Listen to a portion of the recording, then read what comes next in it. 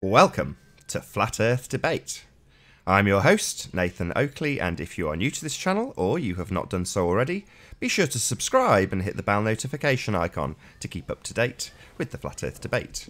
If you would like to support this channel, there is a super chat that runs alongside each of these shows while they're live, and a link in the info box below this video once the video has rendered. But most importantly, if you would like to join the discussion, simply mute the page you are currently watching, then click the link in the info box below this video to join the panel and express your views on the shape of the Earth. If you do join the panel, please don't swear. If you do, you'll be ejected, and if you are, please don't try to rejoin the stream using sock accounts. You'll be warmly welcome back on the next stream. Please also share the show, as this increases the live audience, of course, and that in turn increases the chances of a more diverse panel. So please share the show. And one last time, if you are new to the channel, or you have not done so already, be sure to subscribe and hit the bell notification icon to keep up to date with the Flat Earth Debate. Now we are joined by Sleeping Warrior and Ranty. How are you both doing, gentlemen? Morning. Morning. Morning. Just woke up, so I'm not fully compass mentis at the minute, but I'll get there. Been awake for hours. You're not normally compass mentis even when you're awake. Thanks very much. No You're supposed to be on my side, you know. So you just sent me a video before we started of Coolpix P900 video. Do you want to tell us what it's of? Because I couldn't quite see it on my screen in the daylight. The Isle of Man. Isle of Man. From Blackpool, yes. 60 plus miles, right? 65 miles plus, yeah. Wow, that's a long old way, isn't it? I mean, yeah, it's a sensational video. When I saw it last night, I could immediately tell it was something special to be maybe given further publicity. If you want to have do you want to present that, Anthony? I'm gonna let the dog out. Hang on.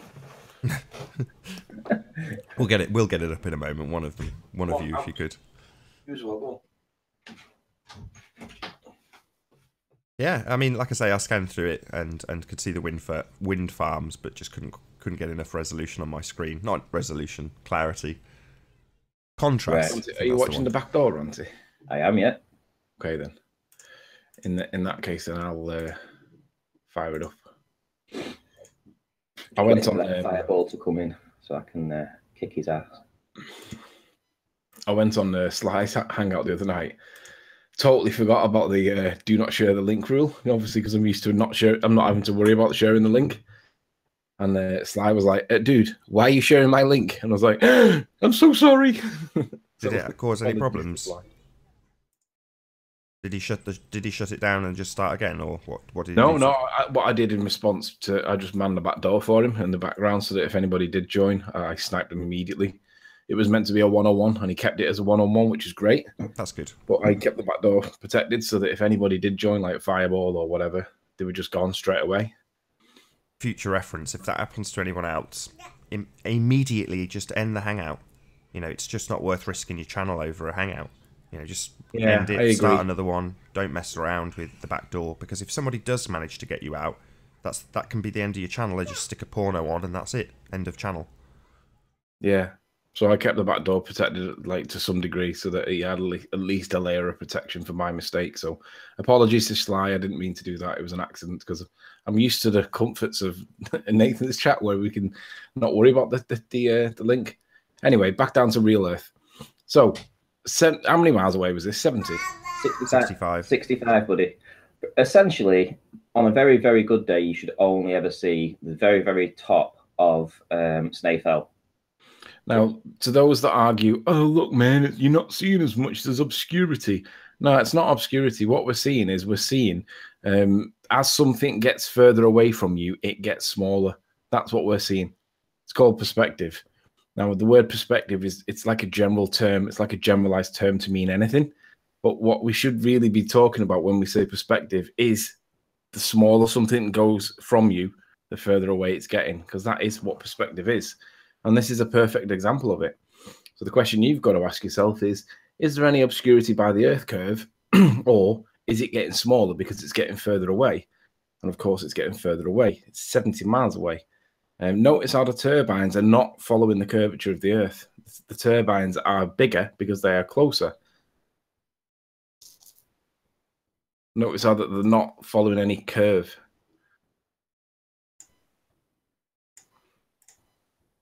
That's a really good part. Look at that there. Just leave it to run. Just let it play through. I would. Yeah, I'd go back a minute or so and then. I mean, look at how the turbines played... create straight lines. They're not creating curves, right? That's one of the things I noticed immediately. It's fantastic. And obviously this was caught because it was a clear day, not because it was super refraction conditions that made it perfect to be able to see these things. It was just a clear day. You can see it's a clear day. Can you see it now, Nathan? I can now, yeah. I can actually, yeah. What? I've got all the studio lights on and stuff, so it doesn't really help my projection screen when I've got all them on. But now the show's running, I've turned them all off and I can see it nice and clearly. Yeah, it's lovely. It's almost like hypnotic watching the blades spin round. I love watching them here. I know some people say they're a blight on the horizon, but to be honest, I like watching them. I could sit there and watch them all night, me. It's lovely, that, isn't it? It's so picturesque. It's unbelievable. In England as well. Now, what you got to realise is those wind turbines are only 19 miles away. And only 19 miles away comes with a required amount of drop. It does. And also, the angular size difference to the Isle of Man behind, which is 65 miles away, you're talking almost 4 times as far away to the Isle of Man as it is to those wind turbines. But the Isle of Man is showing almost, in some places, up to the hub of the wind turbines. Yeah, so we've got the hub of the turbines over here. Yeah. I mean, it's so pretty that as a that's what you should have, Nathan, as your desktop background. Cycles of that. It's just beautiful to look at, and to think that that's come from Blackpool.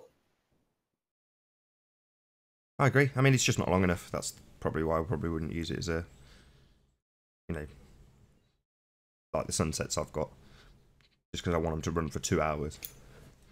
We could make it loop for 2 hours. I could, but it'd probably get a bit. I mean, I don't know. I might do it. I think you should. I think it's a fantastic look. It is a fantastic video. I'm not going to lie. Big massive shout out to Coolpix P900. That's the name of the YouTube channel that's produced this video. Coolpix P900. I will put a link in the info box below this video once the video is rendered. So if you want to check out his or her channel, do you know if it's a he or a she? The she, Sandra. And I'm gobsmacked it took Sandra this long to get the imagery, because I knew she'd get it eventually, but I don't know why it took her this long. So we've been waiting for ages, Sandra. I know she's never been asked for it, but ultimately she's done it anyway, and it's fabulous. You can actually see the lights at the bottom of the wind turbines coming on and off on the bottom, and they're to tell boats not to go near the actual bottom parts of them.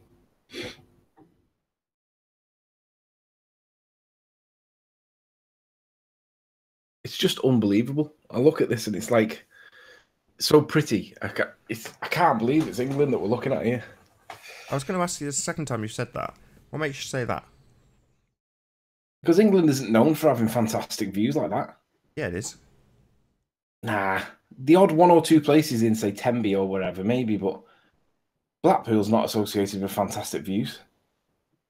I don't know if patriotic's the right word, but I'm you know, big Anglophile.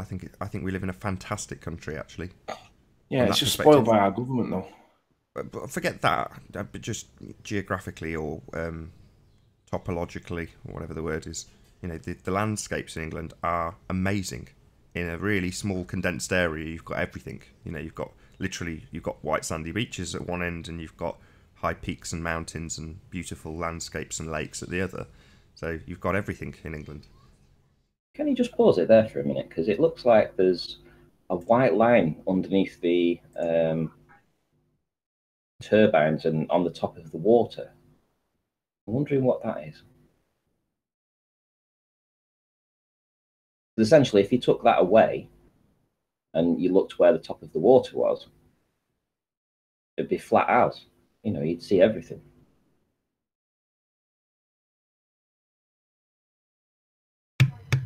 There was a little bit there. If you notice in the background, there's a turbine fin that ballers would say that's fallen behind the curvature of the Earth.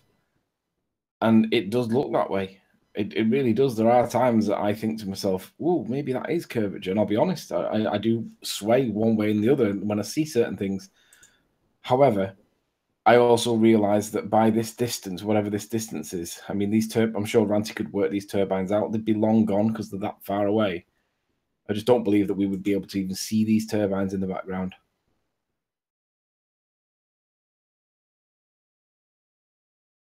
Yeah, I only watched it late last night, so I've not done any work on it, essentially, apart from just measuring to the turbines and to the Isle of Man, and that was it. See, there's a couple of turbines, you're just seeing the fins just peeping through there. I mean, it's a lot of work to work out exactly the angle she's got there and which turbines you're looking at, but it's probably the furthest set of turbines away. I mean, how close to the water is she there? From my estimation, I know where she is exactly. The tide looks about half out from there, so I'm going to say probably about 45 feet. She's even got finishing credits.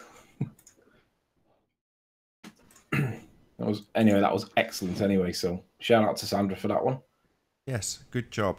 Well done. Make sure you go and subscribe to her channel as well, because she's doing quite cool videos with regards to the sun and weird things happening with the sun. I'm going to do exactly that as soon as the show's finished. And the moon as well. She goes out and she videos the moon as well, and I think she puts up a video up almost every night whenever she can see it. So she's always got. I think she gets a lot of. She's got no trolls. Let's put it that way. There's a lot of following. She will have now. I was going to say we've just ruined that. I'm sorry, Sandra. If if it's our fault, you can blame us. Well, with the you've caught something exceptional, so expect the trolls to come and knock in. So, changing topic slightly, did anybody watch Globebusters on Sunday? I missed it because I was with Sly. Did we miss it? Because I noticed it was only on for like an hour and 30-something minutes. I think Jaren lost connection. I think he was running it. Don't think Bob was on. So Jaren was running the show. He lost connection, and that was it. The show was done. He couldn't restart. See anything interestingly new? Not really. They were just getting into it, I think. Oh. Yeah. So, Nath, do you want to talk about T-shirts, Nath, or is it a conversation for off air? Probably a conversation for off air. Okay. So, I was chatting with a couple of people that I didn't know were on Discord last night. And it was in a different room. I didn't know the room existed. And I was actually discussing and debating gravity with flat earthers. Now, there's not many flat earthers that actually argue in favor of gravity. Most flat earthers generally accept that what they tell us is called gravity does not actually exist. That's my view. I believe that what they're describing to us is fluctuations in the electromagnetic environment in which we live, otherwise described as things like the ether or whatever you want to call this thing that's around us. There are fluctuations in the atmosphere, and we can measure and observe them, and we can manipulate and play with it. But that's what I think is this thing called gravity. I don't think that it's an attractive force to the earth that we stand on. It's nonsense. If you get two bowling balls, suspend them from a ceiling, let them come to rest, they're not going to pull towards each other and pull and then resist and then pull towards each other and then resist and create their own sway, like Cavendish tells us that they do. It doesn't happen. The Foucault's pendulum doesn't do what they tell us it does. As far as I can see, it does what it wants. If you use a magnetic weight, it does do something, and there is some form of pattern, but it's not caused by the rotation of the Earth. It's caused by the electromagnetic environment in which it sits. It's most noticeable with magnetic weights. If you use non-magnetic weights like a clump of concrete or things of that nature, there doesn't seem to be any pattern. Sometimes you get it going one way, sometimes you get it going the other way. And obviously the Elias effect is something that people talk about. That's supposed to confirm the electromagnetic status of the world in which we live. I haven't seen any proof of the Elias effect in effect. However, I accept that it's probably true. Go on, out. But this was in a Discord chat with flat earthers last night, and there's not many flat earthers that subscribe to the gravity thing. So obviously, I was what's the word? I was contrasting with gravity rather than comparing with gravity, and that was a really odd, interesting conversation with flat earthers about gravity, because I didn't think there were any flat earthers that bought into gravity. Offline hangouts are so much fun. What's the what's causing it though? I mean, you say gravity. I believe in down. I don't like gravity, but yeah, you do believe in down. Yeah. What's causing it? I tend to buy more into the idea that we live in the eye of a storm. No. I mean, for the flat earthers that believe in gravity, what's their reasoning behind? Oh, well, the one guy I was talking to was talking about the gravitational constant being observed in it was either Foucault's pendulum experiment or Cavendish experiment, and that was where in his view it was established that it existed, the gravitational constant. And I was like, really? Are you really a flat earther, or are you new to this, or what? I wasn't quite sure where he fitted into it, but it was the result of one of them two experiments that he accepts gravity. And I was like, but there are other explanations for this, and you can manipulate the results by playing around with magnetic instruments in close proximity to the pendulum. That tells you that it's not gravity. But, you know, each to their own. The link's public, right? Yeah, it's been public since the start. I just checked to see, because I thought, man, maybe it hasn't got, because sometimes I'll put it out and then start the show and it just vanishes. But in this instance, no, it is there. Just relatively troll-free so far. Let's get a baller or two in and see what their views are on the shape of the Earth. Does anybody know who this rock lover is? It's probably Mark Taylor, in my opinion. No, it's not. It's Vince. Yeah. His name's Vince. Oh, is it? Right. Yeah. Is he just called Rock Lover these days? He used to be called Muscle Car Rock Lover. He's got a very unhealthy obsession with Patricia Steere. Right. Okay. Well, he keeps asking why the lights on the Blackpool pier aren't showing up. Yeah, let's address this, right? Because this is what Sly bugged me with in his hangout, right? Do you want to bring up that picture that we were talking about, Ranty? Have you not got it? I don't think you've sent it to me, and if you have sent it to me, and I wouldn't know where to even find it. Hey, Thomas, can you hear us? Straight onto mute. Help.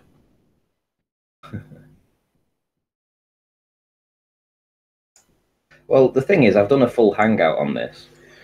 I know, but I want you to speak to Sly. I'll tell you what Sly said, and then you can respond to me, but as though I'm Sly.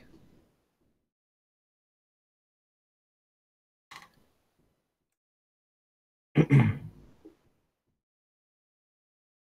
lights never go out on the piers because of safety. Any evidence for that assertion? Yeah, I'd like some evidence for that assertion. Just while you're looking for it, Ranty, maybe if Anthony, if you can answer while Ranty's tied up, what are we talking about? So we're talking about Blackpool observation of the tower, the roller coaster, the mirror ball. I've seen this image, but what's the issue? Right. Where the background to this? When I was in with Sly Sparkane the other night, he treated me good. We actually had a conversation where we didn't bitch about each other. There were no name calling. We actually got progression through the conversation, and we got to the crescendo of numerous points. And credit to Sly, he was really good. One of the things that he threw my way to discuss and debate was, where's Blackpool? And he did it with regards to my Hoylake observation, and I dealt with that. And he refuses to acknowledge where the curvature is meant to be. What he does is he ignores the curvature, and like Alex Cat Earth does, he asks for the beach, completely forgetting where about the curvature is meant to be. You know, the obstruction caused by curvature, completely forgets that. So he brought up Ranty's photo. My gut reaction was, I know the answer to this, but it's not really my discussion to have. Really, it's Ranty's. So, and that's what I said. I said, Ranty's already addressed this in detail. I said, he's the guy you need to speak to about this one. But what he was saying was, where is the promenade lights? Ranty took a picture from the north side of Blackpool, looking south towards Blackpool, and he got the promenade lights. But some of them were restricted and weren't being able to be seen. I think, are you getting it on screen? Yeah. Yeah, I've got it on screen, yeah. Oh, this is we're seeing this now, right? Yeah. Right. So Sly's point was, why do we see the prom lights on the left-hand side, but then we don't see them on the right? And the answer is because they're restricted by the pier lights, the piers. There are 3 piers that are basically closer to us and bigger than the lights in the background. And basically, we have to see through the pier to be able to see them. And he was like, okay, well, why are the piers not on? And then he showed me some photos where the piers were lit up in peak season time, and they were lit up like a Christmas tree. And I said, because they don't light all the time. I said, they're not on all the time. I said, it costs money. They just don't play them on all the time. Now, I didn't know that they turn them off at night times. But this is what we're seeing now on screen. What you can see now is the bit that Sly was asking, well, where's all the prom lights here? So, Ranty, if you want to go through the reasons why these lights are obscured. Okay, might take a couple of minutes. And I'll watch the back door. Sure, yeah. So, again, you know, I feel like this is like the 5th time that I've had to do this. And I think they just do it so that we have to go over stuff that's already been addressed.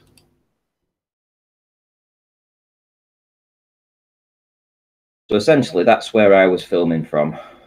I'm just going to put this line in. And what we have here is North Pier, Central Pier, and South Pier. Right? So, why don't we have any lights? Here we go. I'll show you now.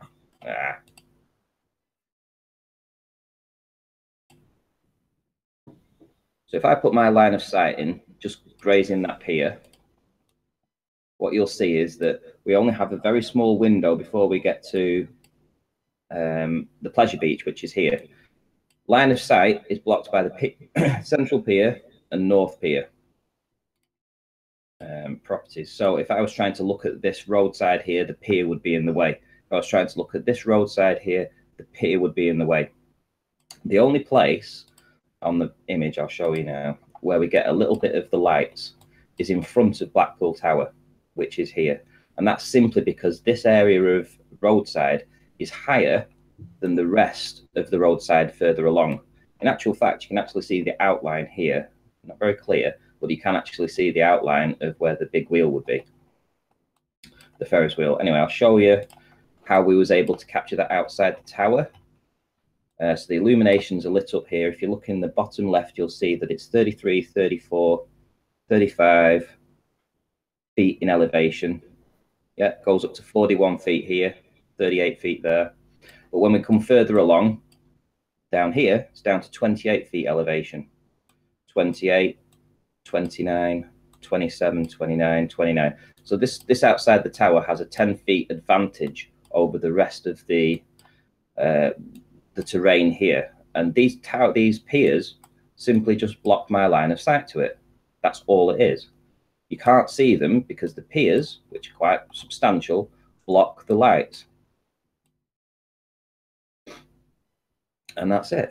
I mean, I go into much greater detail in the hangout that I did. It's on my channel. The key point is that the lights, you took the photos at gone midnight. It was gone midnight, yeah. What it was the first day that the illuminations had been switched on for the season. So they were on till 2 a.m. So I decided to drive over to Barrow. And after midnight, I started taking images.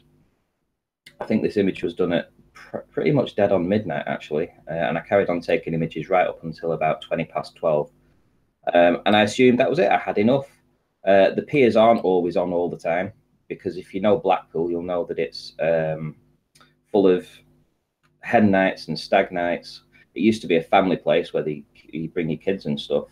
But essentially now it's just for stag nights and hen do's. So can you imagine, if you look along Blackpool Promenade, how many bars are open, how many nightclubs? You really want to leave the piers open for people to jump off and fall in the sea. Also, you've got to take into consideration the weather conditions. They don't open when it's windy. They don't open when it's high tide. Well, so they do open when it's high tide, but they won't open at night, certainly. And they won't have that risk. They won't run the risk of having the piers open. So, yeah, after midnight, piers is closed down. You can actually see where the Ferris wheel is there. I think I've got this image on my Google Drive, actually, so you can go and check that out. And yeah, that's the only reason the piers weren't lit up. They do have like arcades on the front of each pier, so you can go in and you can put your money in to play on the arcades. But essentially, the lights are only facing forward then, so they're actually facing. Where are we? So if you were here, you'd walk in the door here, and you don't see any lights to the side. You don't see the lights at the back. You know, the front doors are open. You've got some windows in. But again, my line of sight wouldn't have allowed me to see that, even if these were open. All the rides and everything that are on here and the stalls, what it is, they have little stalls in here so you can play tombola and throw things to try and, get a teddy bear or something. You've got a family bar at the back here, right? It's a family bar. It would have been closed down at 11 o'clock. You sure right? it's I was family taking bar? these images after midnight. Sorry? You sure it's family bar? Yeah, this is a family bar. I'm just joking. It says family bar on it. So, yeah, it's a family bar. It's opened up. Obviously, It closes at 10, not 11. It's around 10, 11. You know, it's not a nightclub. Let's put it that way. So it wouldn't have been open after midnight. So all this would have been closed down. All these arcades would have been closed down after midnight. They're not going to leave the doors open for all the drunkards to come in there and start causing a riot. And that's it. You know, I mean, it is just what it is. It's like a fairground, basically. It's not open 24 hours a day. You know, they don't have these rides, or, you know, if you got to go on the big wheel, they're not going to have the big wheel on at 3 a.m. where you get all drunk people going on and trying to jump out of the carriages. Are you insane? So then the answer to the question, did they turn off the lights just for Branty? What's the answer to that? Because that was one of the things that they were all in text giggling at, saying, "Oh, right, so they just turned the lights off for Ranty then. Conspiracy." And I was like, well, if the lights are off, they're off. I don't think I need to address that, because what I really want them to address is, there's the mirror ball, boys and girls. There is the mirror ball. And at this time... address that. Yeah. The reason why he won't address that is because he won't acknowledge that the lack of curvature on the tower from Hoy Lake isn't in the right place. He wants to know where Blackpool is.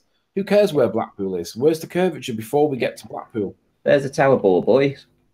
To the base, I believe it was 20 feet or so. To the top, it's 40 feet. So there's a big 20-foot ball there of light.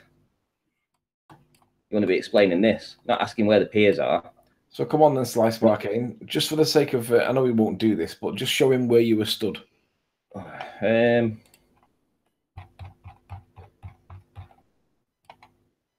Roughly, I've got it detailed on my my hangout, but I would say roughly in this location, sort of here. So there you go, Sly. Why can we see the mirror ball beyond the roller coaster, which is at street level? Why can we see the mirror ball if the Earth's got curvature to it? And the good old mirror ball. Light artifact in the photograph. You have the photograph. Look forward to your debunking. Here's the mirror ball. Gobshite. So what they have is they have two projectors that shine very bright lights onto this. It's all lots of lights, and then the lights are reflected off and they go in all directions. So it's a very prominent visual aid on the promenade. Of course, it would be lit up because it was the first day of the illumination, staying open until 2 a.m. It's not a ride; you can't jump on it, but it's a nice attraction to look at.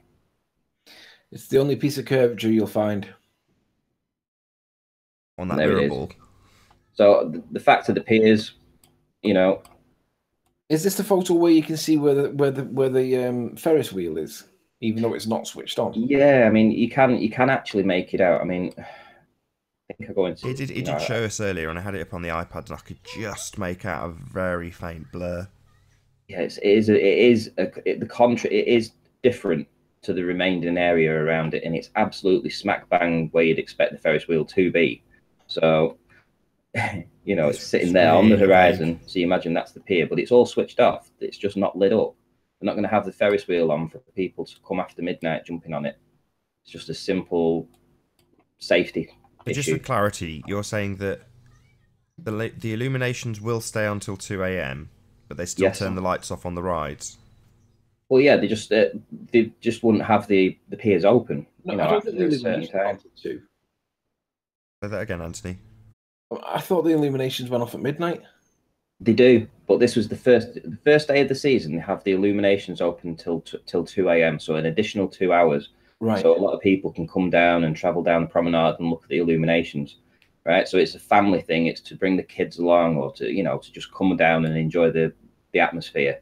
But they don't have the piers on after a certain time, simply for health and safety reasons more than anything. Yeah, that was another thing that somebody bandied around. It's 24 hours accessible, Jaron Devasta Blula, or whatever your name is. Yeah, it is accessible 24 hours because it's right on the roadside. You can walk off the road onto it. It is accessible. That doesn't mean you can get into it, though. If you look here also as well, we see part of the illuminations. So when we go back onto the line of sight, I think I explained this before, the line of sight, get there. Right, so here we go. Hang on. Wasn't it the gap in between the second and the third pier? Yeah, it's basically the gap between North Pier, which is here. So there's a gap there. I'm just bypassing North Pier now. Line of sight. So we've got this little bit of roadside here that we can see right up to this part here where the next pier comes along and blocks all the rest of the illuminations off. So we've got a very small window of light, of illuminations that we can see here. And right behind it is the big wheel. Sorry, the big wheel. The big one, the roller coaster, because it is the pleasure beach. So if you imagine we're looking at it this way, I spin it around.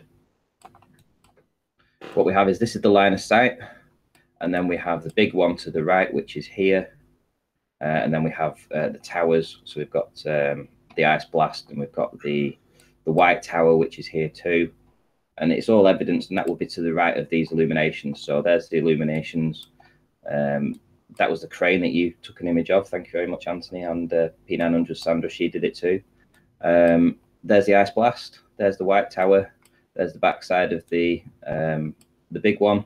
There's the top of the big one coming down. And it goes up, goes down, and around. So yeah. So I actually think the down in makes no odds. I actually think that Sly knows all this. Yeah, of course he does. Trolling me. Yeah. Troll this. Yeah, troll that Sly. That's what we need to address. Troll that. Yeah, I hope I addressed that. Yeah, very well done. Thank you, Ranty. Marboliso splendido. Like the 10th time I seem to have done it. It's like you say something to I think they just do it to sort of like bog you down in stuff, rather than moving on to new stuff that we've come up with. Like some of the sunset images, for instance, that I took at St. Bees, you don't see the reflection on the water. And why is that? Is that because it's a fake sun? And it's not actually the sun that we're looking at. It's like a blocking. It's like the sunlight has been blocked, and we're just seeing different light that isn't really the sun. Because you would see, like on your image here, you can see the reflection on the water, can't you? We went through this. I thought you were part of that conversation. Was it just me, Anthony, and Chris Monk that were discussing this? I believe so. Yeah. Oh, okay. Yeah, I don't think I was party to that. I'll give you the general gist. So if you imagine a light bulb and it's hung up, and you draw a line around the midpoint from top to bottom, so you've got a circle around it. Yep. A horizontal circle around. Oh, hold on a second. I'll show you what's going on. It's like, it's not funny. Kids force feeding paper into my mouth. Anyway, so you've got a light bulb and it's got a line drawn around the horizontal midpoint, and imagine light beams coming off that bulb. Anything above that line is going to be going up. The light rays are going literally up, and anything below that midpoint is going down. The light rays are going down. Or when the sun reaches the midpoint on the horizon, or the vanishing point, then it's going to have that exact effect as it gets breached by that mirage line. So when it reaches the point that it's exactly half, you no longer have light rays going down towards the sea. So you don't have any light to reflect back to your feet along the line of the water, as you put it. So exactly like this image you've got here. You're below the midpoint of the sun. In fact, I don't think you've got the sun at all. I think you've got one hundredth of the sun in this image, and what you're seeing is all of the different refractive layers, making it seem like you've got the same size, in quotes, sun, but you haven't. It's nearly all gone in this photo. Well, I agree, and also I wanted to address this with some of the ballers actually. If the sun was setting and it was going down, why is this area and this area all dark? And why is this area nice and light? And this is a sunspot on the clouds. I'd like to address something else as well. I mean, you're absolutely right. You know, maybe that'll be answered in what I say next, which is that if you look at the long distance photography of the mountains, those mountains are obviously very tall. They're high. They have a high elevation. And yet, at distance, they're right on the horizon. Yeah? Now, you wouldn't ever argue that they've shrunk physically in size. They're still just as high as they ever were. But as you get further away from them, they get closer to the horizon. Right? So the sun is no different. As it gets further away, it gets closer to the horizon. It doesn't mean it's any lower in elevation. It just appears to get closer to the horizon because it's getting further away. What it proves is that we have a local sun. And its light has limitations. It can only travel so far. Simple. Bye-bye stars being in light years away in terms of distance and the amount of light that we're supposed to see. Bye-bye. Yeah. That doesn't work. Yeah, it gets, I don't know, 1,000 miles away and you don't get its light anymore. It just can't travel that far. Well, what I would ask, like the ballers, to surely if we're looking at a setting sun, you see this area here, this localized heat spot, it would be all across the top, wouldn't it? If we lived on a ball, right? Because the light is apparently coming at us basically straight on, you know, horizontal to the Earth.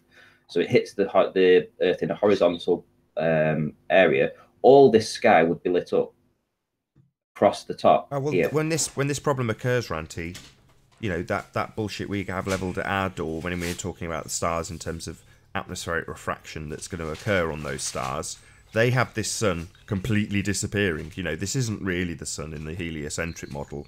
This is a mirage of the sun behind the curve of the Earth. It's already long gone and you're just seeing a mirage of it. And the truth, hello, 6 hour, you're just a troll. Yo, what's up? Oh, hello. You've never spoken before. Normally you just try and snipe everyone. I'm a flat earther. Yeah, right. I don't been a believe flat that earther for a for like second. 3 years or something. Okay, what can we do you for? I get the feeling he's going to snipe us all out in the guise of being a flat earther. I do. What's a sniper? I'm a shooter, not a sniper. So what can we do for you, 6? Go on, we're just waiting. Go on, do it. What do you think about the Vegas shooting? About the what, sorry? What? The Vegas shooting. The Vegas shooting. I don't think that has anything to do with flat Earth, really. Yeah, and it's one of those things that's going to get your channel shut down. Exactly, yeah. But it's a conspiracy. It's a conspiracy. It's a flat Earth debate, not a fake news debate. I had an interview with one of the individuals from San Diego. He was a flat earther, and he's supposed to be dead, but he's still alive. And he's a flat earther. We'll bring you into the debate. What's his name? Do you want to know his name? That's why I just asked you what his name was. His name's Jimmy. Jimmy? That's a very generic name.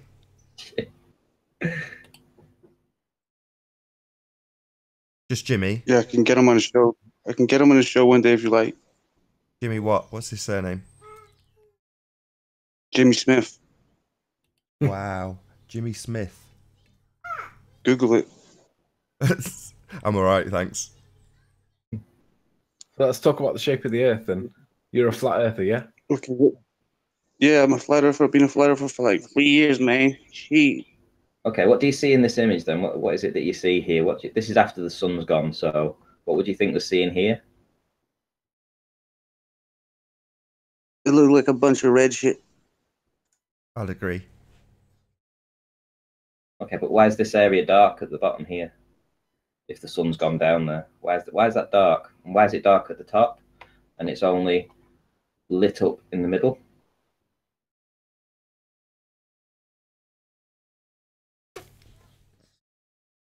What do you mean? We're just trying to figure out. We don't know to be what the honest, sun's this is effects like level are, 8 so we're stuff. just discussing them to try and, you know, in our own way, figure out what we think might be going on. So we just want your opinion, basically. What do you think's going on? There's no right or wrong, Looks right or like this wrong answers channel here. going down or something. Come on, you To be monster. fair, this is like kind of like level 7, level 8 stuff. It's not fair to like throw this on a new guy. Let's change topic and give it an easier topic. Okay. Okay, what do you think about Sandy Hook? Forget Sandy Hook. We're not interested in Sandy Hook. Not flat Earth What do you think related. about the Vegas shoot? What do you think about the Vegas shoot? Is there any We've already issues asked. that you? Number one, we're not in Do you think America. the Vegas shoot is Number fake? one, we don't get I that think news here. I think We're the all Illuminati British. done it. We're all British on this panel, so we don't get that news. The You Illuminati know. taking flat Earth.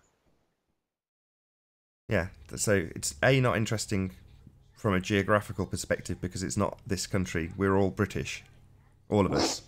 So we you know, it's not as relevant to us. And secondly, it's a flat Earth show. Yeah, but I was on Randy's channel one day. He had videos about it, so I want to talk about it to him. All right. Yeah, Well, it's lost not his his channel. This is my channel, and the title of this show is Flat Earth Debate. Oh, sorry, I didn't know the rules. There's some sort of poxy ass rules and shit or some shit. Say that again. Is there some sort of rules? Yeah, mine. Yeah. No, I Okay. lost my. When I start talking about this sort of stuff, essentially you get your channel shut down. So I won't do it on Nathan's channel, and I don't think I'll talk about it on What my do you own mean either. talking So. about what? Flat Earth? Is that illegal? Flat Earth is fine, yeah, but I won't be talking about Sandy Hook or Las Vegas. I'll let other people do that with bigger channels because they seem to get their strikes overturned. So you think everybody in San Diego's still alive, yeah? I'm not talking about No Sandy Hook. idea. As I just said, that's not relevant to UK news because it's not happening here, and we're all British. So And we don't care about Sandy Hook. It's a flat Earth channel. We're worried about the shape of the Earth. You understand that, right? So what? Yeah, I understand. Calm down, man. Okay. So is there any issues with the flat Earth that you think that you have a problem with, or are you absolutely 100% a flat Earth? You have no doubts about anything. You could answer anything about flat Earth. I think the Earth is flat because water's flat and it looks flat. Fair enough. Don't disagree with that. No. So what part of the world are you in then? Obviously you're in the USA. Yeah, The East Coast? West Coast? just a little north of Cincinnati. Cincinnati? Because, yeah, you don't have an accent that indicates where you might be from. So where are you from? Liverpool, Manchester way, northwest England. I'm right in the middle, Warwickshire.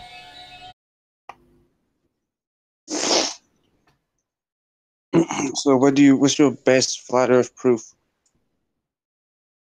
There is no evidence to support curvature. Axial rotation, gravity. Axiom rotation, what does that mean? Axial, as in it is Axial? spinning. What is spinning? The Earth is supposed to be spinning, right?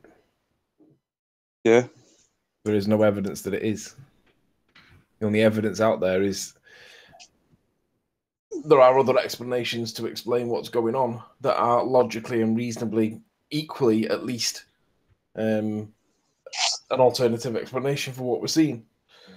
Man, I just dropped a few hits and shit. You should look me up. Look up my new track, man. So is that your channel name? Number 6IX. Have you got videos on it? Nah, just type my name into YouTube. Yeah, but what for? If you've not got videos. I got videos. Oh, you do have videos. What subject do you cover? Music. Kind of music. I like music. Everyone likes music. I like music too. Yeah, what kind of music?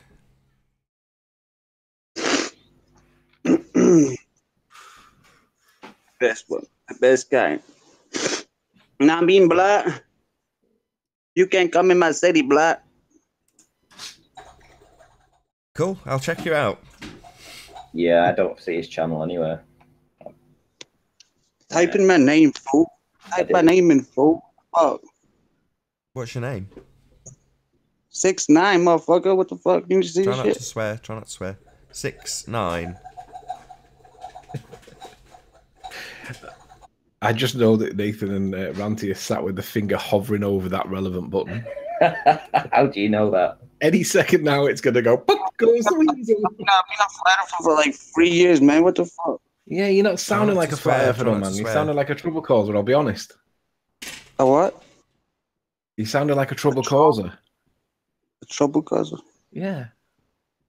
You seem aggressive and quite ready for exploding any second.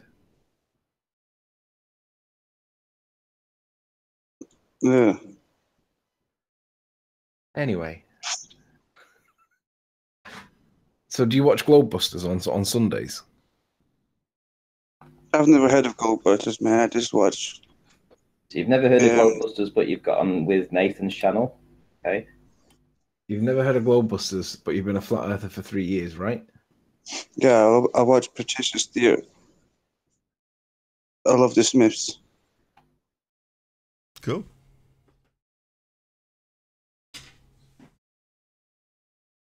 Okay. So have you got a P900, a Nikon P900 camera? Nah, man, I got a P900. What Got a did you Mac think 10, of, though. what did you think of the most recent flat Earth rocket launch?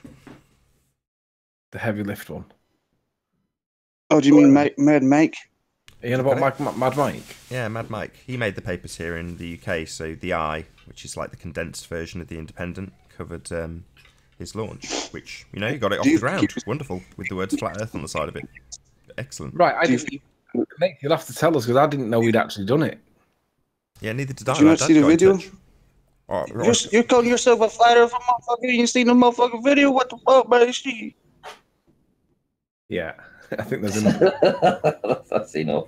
Who was it that clicked the button? Yeah, I was just about to mute him. Yeah, Talk about the most awkward, you know, you'll get away with a lot. in the world. Just don't swear. Yeah. Right, so tell me about Mad Mike. I didn't know he'd actually done it.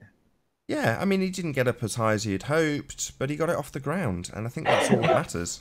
You know, he got a launch, and there was the press thing, there. right? You know, he wants to do it again. He wants to try again and get higher. But ultimately speaking, he got his steam-powered rocket off the ground. The press were there, and he didn't die. I think that's fantastic. Yeah, that's a success. That's absolutely a success. He's got a rocket off the ground with the words "Flat Earth" on it, and it's in the papers. That was from our perspective. From Mad Mike's perspective, obviously he has certain goals that he's hoping to achieve, certain heights that he's trying to get to. For us, the Flat Earthers, and for everyone out there who sponsored that rocket, good on you. It was all worth it in the end, because the press were there. It's gone across the seas to us here, and we're reading about Mad Mike in the mainstream press and his rocket with Flat Earth written on the side of it. Fantastic job. You know, everybody who's got involved with that project should pat themselves on the back, because that's what was lacking. It was lacking it getting off the ground and having press taking a picture of it, and now that's happened. Fantastic. So essentially, it was like an Acme video then. You know, like when it's the Roadrunner and he gets in a rocket. Yeah, but so long as there's an objective. So if he's trying to get the steam-powered rocket record, then people will pay attention. You know, oh great, he's trying to get the record. Therefore, they'll turn up with their cameras. And what are they taking pictures of? A rocket with Flat Earth written on the side of it. Fantastic. So when the rocket went up, how did it come back down via parachute? Yeah, it just didn't get as high as he had hoped it would get, basically. Yeah, I've missed that, to be fair. I mean, I spent probably 2 months waiting for him to do this rocket launch, and I was checking in every day. And every day when they said he was going to do a launch, it was cancelled. So I just thought, yeah, I'm the same. I gave up looking for him. Yeah, I'm the same. I lost interest in the end because it was like his failed attempt, 6th, wasn't it? On 7th attempt, and the government were interfering, and this, that, and the other were all going wrong for him. For whatever reason, it fell off the mast and it got damaged during the transportation of. And basically, if it could have gone wrong, it did go wrong for the poor guy. So I kind of lost interest in the end. Well, I've just sent you a picture on Skype, so if you can bring it up and present it, it's just literally a photograph of the newspaper that it was in yesterday. So I don't know if you can bring up that picture and we'll pop it up on screen. You won't be able to read the text, but you can get a vague idea of what was in the eye. I can read the text. So, share screen. And then flick. Hang on, where is it? There. Make this bigger. Ranty, just watch the back door, dude. Yeah, we've always got it open. There it is. Rocket with not flat Earth written on it. Awesome. Not Kim Jong-un, but Mad Max Hughes, a 61-year-old daredevil inventor from California, who this week launched himself 570 meters into the air in a steam-powered rocket that he built in his garage.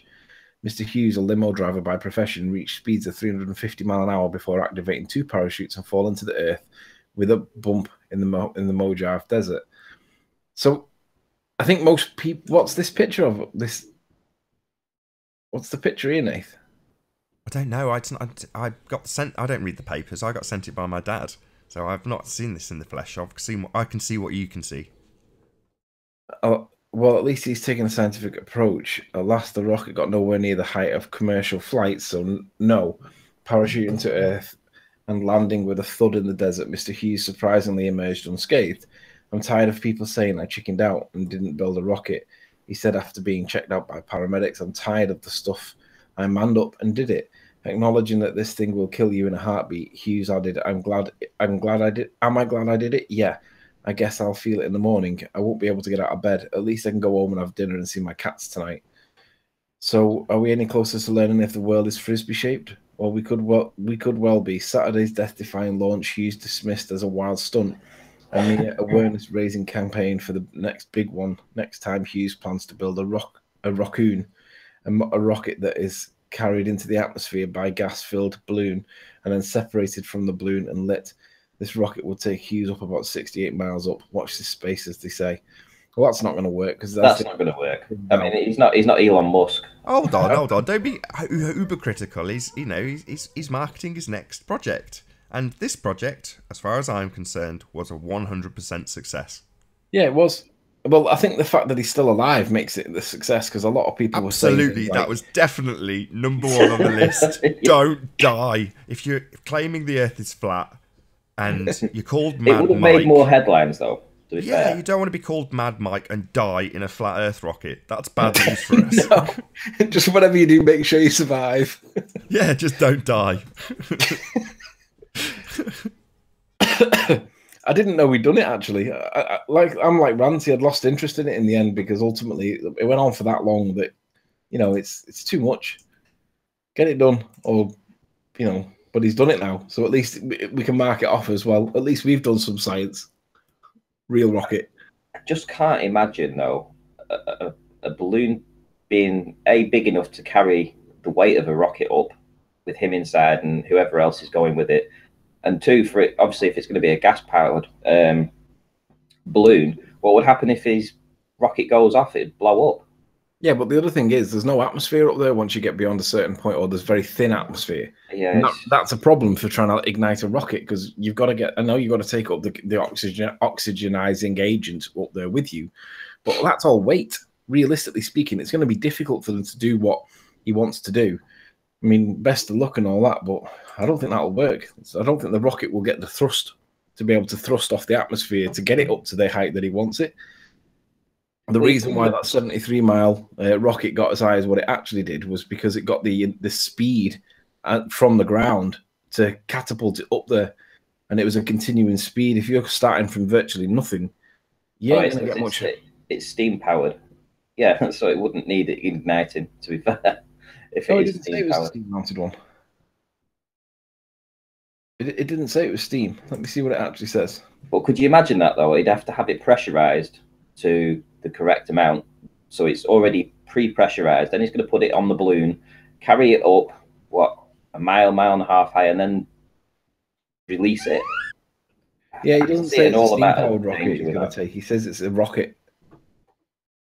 That indicates or implies that it's going to be a traditional one in its jet state. I certainly know the first one he tested. So when you guys were all interested in it, he had the bright red one with yellow and white research flat Earth along the side of it. That rocket was definitely steam powered because I saw it being tested. But the rocket that was in that article looked very different to the one that I saw. So I don't know a lot if that smaller, was, doesn't it? yeah, definitely smaller. But I'm not sure if that one was also steam powered. The one that he's just sent up that you got half a kilometre with. I don't know. Let's see if it says in the article. I'm sure it would have been, because that was the point of it, wasn't it? Yeah, I thought this initial run that was sponsored by Flat Earth, in essence, that one was a steam-powered rocket. So I don't see any reason why the next one wouldn't. I just don't want to say, yeah, of course it was a steam-powered rocket, because I can see that it's a different rocket. So I don't know. I haven't seen it being tested, but certainly the red one I saw tested, and that was steam-powered.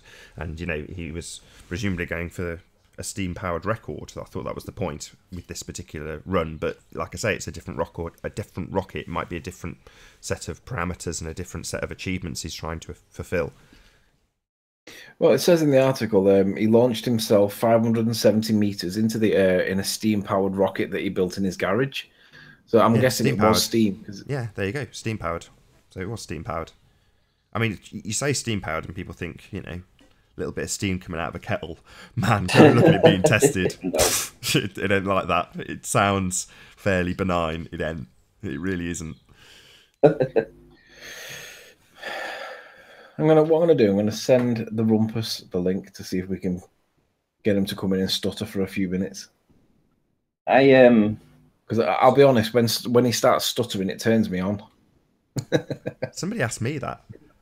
Yeah. Issa, cheeky sod. Like, yeah, did he? What did he say? I get various people that, you know, asking similar questions, and it's like, no, this isn't some. You know, I'm not being a sadist when I get annoyed with people. There's a big difference. I do think that some of the people who come in like being shouted at. You know, they keep us doubling down and reasserting the same nonsense. It's like, maybe they enjoy being shouted at. Maybe they are masochists. Yeah, maybe they, you know, remember things back at school when they were kids and used to get shouted at by the teacher, and perhaps it turns them on to have you shout at them. So it must be that way because they keep coming back. Yeah, I think it's I'm getting force-fed a lot of stuff today. I think this should be an off-air chat. But I saw a comment somewhere. I can't remember where it was though. But somebody said that the Flat Earth British UK convention wouldn't be going ahead or something through lack of ticket sales. Is that correct? It just sounds like nonsense. That doesn't sound like the right YouTube. How you doing, Yeet? Did someone remove him? I didn't. I removed him. Yeah, because it won't be the real Ute. No. I've heard you speak recently. Sorry, it's hard to talk when you've got a sippy cup being jammed into your eyeball. Yeah, so somebody sent me a link to a random video, and I tend to click on all the links that people post to see if they, you know, if they need deleting. But one of them was alleged to be YouTube speaking. You know, talking about an encounter with the police, I think. But it was interesting because I've never heard him speak before. I don't know if either of you have ever heard YouTube speak, but I certainly think I've heard YouTube speak now. I don't know. Really good. Listen, I listened to the whole thing. I was, you know, captivated by what he was talking about. Can't remember what he was talking about. Sandra's in P900 Cool Pics. I would recommend joining her channel, especially after the Isle of Man video she did yesterday. Fantastic. It's been played on here. I hope you don't mind. Yeah, thank you very much. We've played your video today. We didn't actually ask permission, but it was fantastic. You know, kudos to you. Let's have a little look at Cool Pics channel. This is Cool Pics. Let's subscribe to you straight away. So do the same. If you're in the channel, go to these little dots, click on those, and go to channel, and that's how you get there. I heard Captain Bullshit's voice recently. Oh, right, okay. He was I've said it all along, these are real people. Yeah, he was a brummie. He had his mic open accidentally, and someone told him in Discord, "Hey, you've got your mic open," and then he shut it off. What did he say? Like Spurs chemo. What was he saying? Captain Bullshit. Yeah. What do you mean? What was his name? What was he saying? Oh, what was he saying? He was having a conversation to his missus in the background, asking something. Right. Nothing. It was just like an off. He wasn't speaking into the mic. He was speaking in the background to his missus. so it was a bit mumbo jumbo, but it was him speaking, and I think he realised and shut off his mic. Yeah. But he's a promoy. Shout out to Sleeping Wombat. No need for that. Nothing wrong with Brummies. Shout out to Sleeping Wombat. Hello. A couple of dodgy football teams. Aye. None of that. Birmingham is excellent. So yeah, you didn't answer that question, Nathan. Actually, the one about the UK convention. Is there any rumours about that being cancelled or anything? No. I don't think so. People always start these stupid rumours.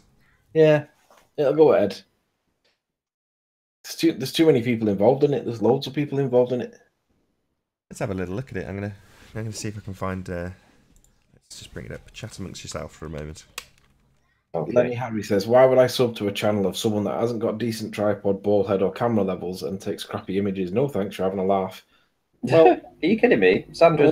I'd like to know what Fantastic. people you do subscribe to that satisfy that criteria, because I'm pretty sure most of the ball earthers don't even have cameras, tripods, or ball heads. Well, hang on, just a minute. Could I just also say that I don't ever see any dislikes on Sandra's videos, and I did point out that once we mentioned her channel on here, we would get the trolls, and straight away we have somebody that has never watched any of the videos, clearly, because they would understand that her quality of work is exceptional. Shh, Ranty, she says.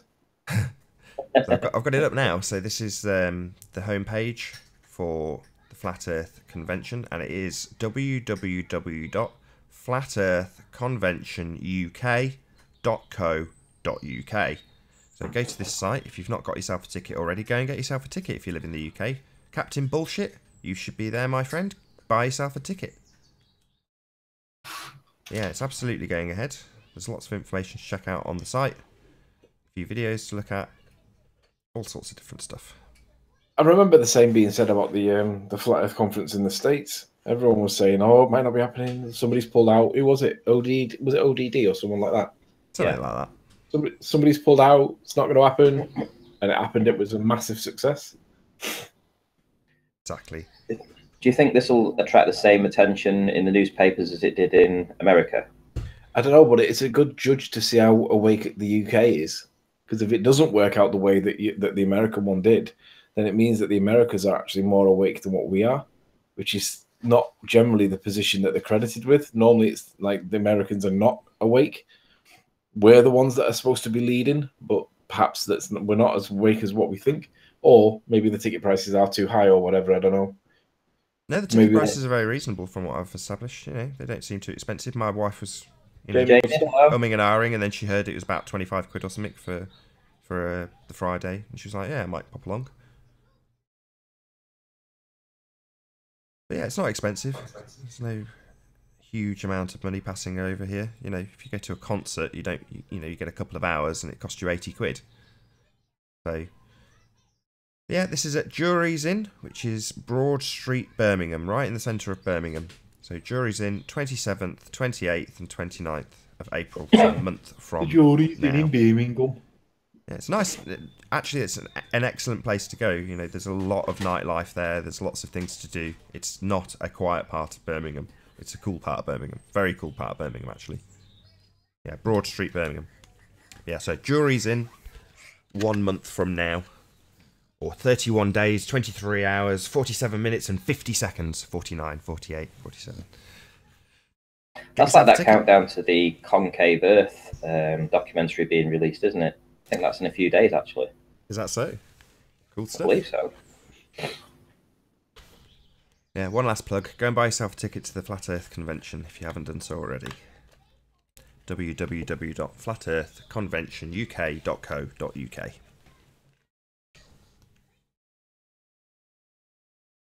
Yeah, they'll sell out. They'll sell all the tickets. It's not like they've got a huge number of tickets. You know, it's not a massive venue. It's a fairly, Conspiracy guy, do you want to speak? Hey, yo, fuck your convention, blood. Fuck your convention, blood. You can't me before blood. You want convincing of what? Yeah. I don't see what's the point in joining just to be like expletive? What's the point? You're just going to last like 5 seconds if you're lucky. Fair enough. one day, 22 hours to that documentary being released. But it's tomorrow. Or tomorrow. Day after, yeah. I want to know what they mean when they say convexed. You know, like, sorry, concave. Well, what they're essentially saying is that the land surface is slightly concave, but the water's flat. So this is what I've gathered so far from what they've put out. It's like a bowl, but with flat water on it. Yeah. And but we'll see what they come up with. Apparently they've been doing experiments for 10 years, and so we'll see. Yeah, it stinks of controlled opposition. Mm-hmm. Well, I mean, even if it was controlled opposition, I mean, I'm most interested to know what they mean by concave, because if they're going to argue that the sides of the Earth, which we call as the ice wall, is the concave element of the concave, that kind of makes sense, but really it's flat. So are they distorting the word flat for concave, or is there actually an element of concavity to it? No, I think, like Ranty says, if you take into account the ocean beds, which are going to be going obviously lower than the flat water that we're presented with, and the land itself is in topographical terms. I think that's right. Topographical is higher. Therefore, what you're left with, if you conceptualize that, is a bowl, right? Shout out to Shroomy in chat. Not seen Shroomy for ages. Where have you been? All right, okay. So many socks that we've forgotten about you, Shroomy. They hibernate in Scotland. Essentially, Ryan's correcting me on this. Apparently, he says the land is convex and the water is flat. They do not use the word concave. So, okay, my mistake. Convex. Convex. Oh, okay. Hang on, is it concave? What is the model? Are they coming out with concave or convex? Convex, from what's just been said in the chat. Oh, I thought it was concave. Well, I can't speak whatever language it is, but it says convexa. Siga terra, so that's obviously the land or whatever. Convexa. It could be anything. That could mean anything. Yeah, I don't speak the language, so I'm purely guessing there. So I think that's pretty likely. You've got a 90% chance they're saying it's convex. It's apparently the word in the chat was it was Shroomy that just joined. Okay. Hey, Shroomy.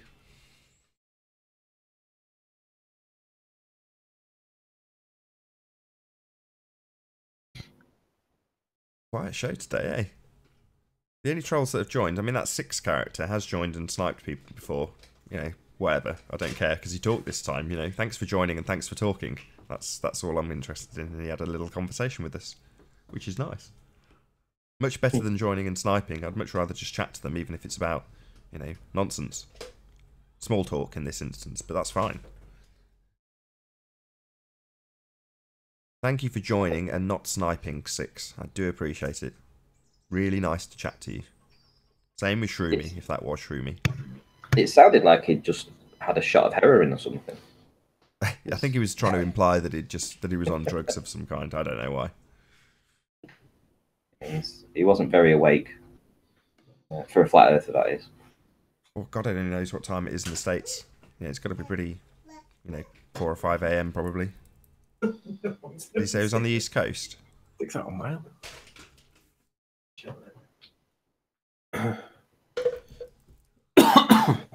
So I had a conversation and where did I hear it? I can't remember whose chat it was in.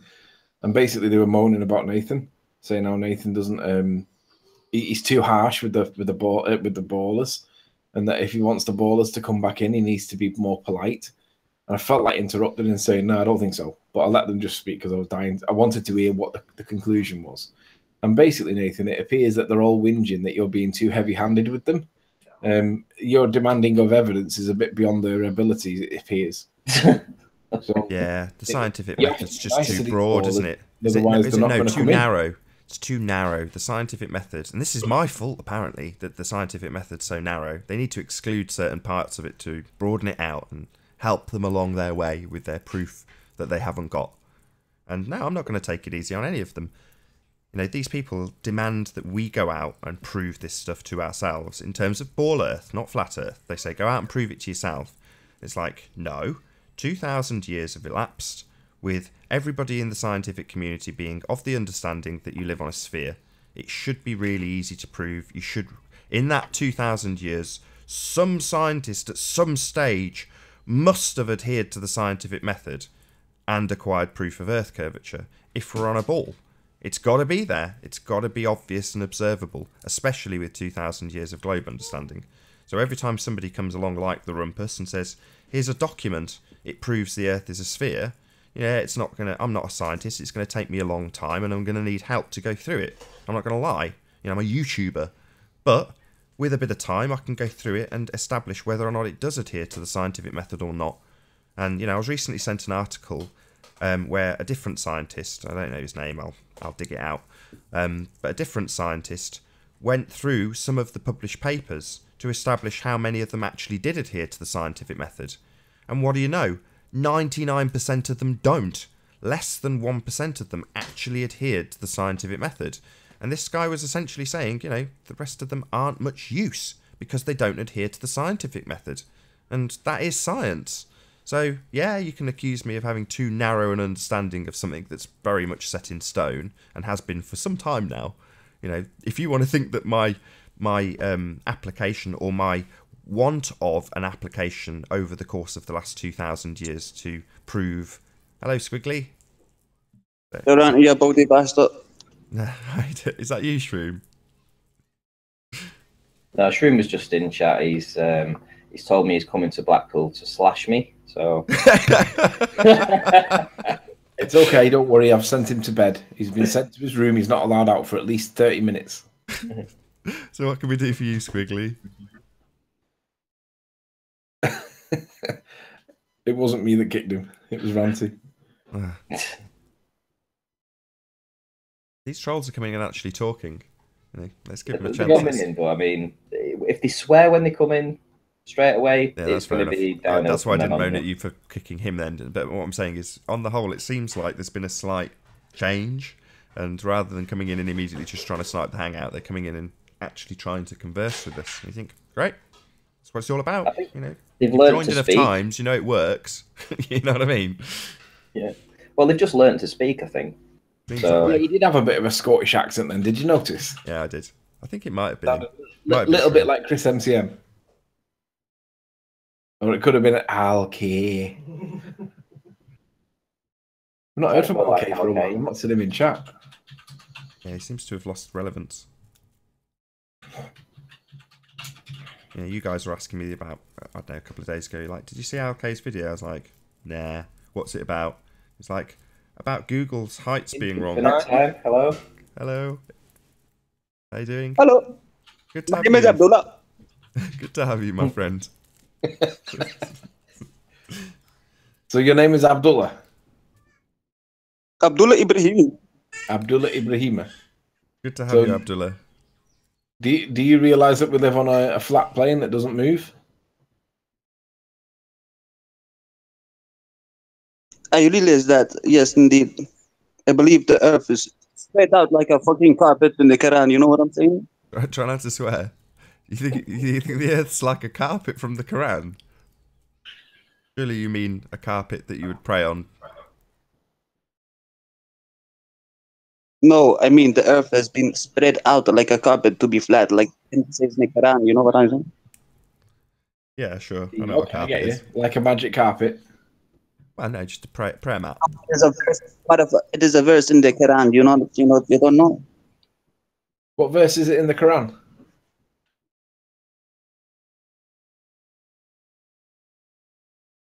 Allah says the earth was spread out like a carpet.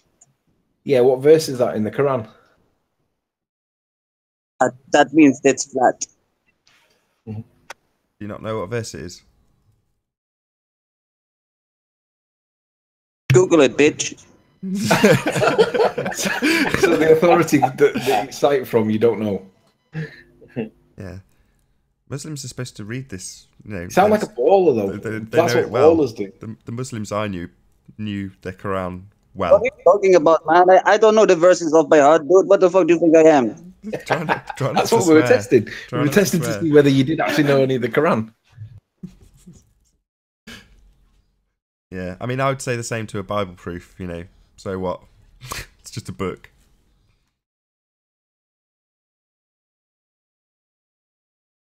So you don't believe in a verse? Look up the verse on Google. Google the verse. Google. But even if it doesn't matter who says it in a book, you know, I can say something, can write it down and get it published in a book. But it is a flat earth proof that you would like. It's a flat earth proof that you would like, indeed, you know. No, that's what I'm saying. It's not a proof of anything. You know, anybody can say something and have it written down and published. You can even, with scientists, get your mate to say it's correct as well. Peer review. But no, I wouldn't accept that as a proof of anything. You know, maybe wouldn't even accept it as a proof it was said in the first place, let alone the context of what's being said. So what is the best thing you like about the flat earth? What is the best thing? Realization. The realization that you've been completely deceived your whole life. Realization that you wake up from. Did you have an epiphany? Did you have an epiphany when you woke up from the flat earth? Or nobody trying to kill us all? I would absolutely call it an epiphany, yeah. I would call it that. I call it a eureka moment. But yeah, there was a very distinct moment where...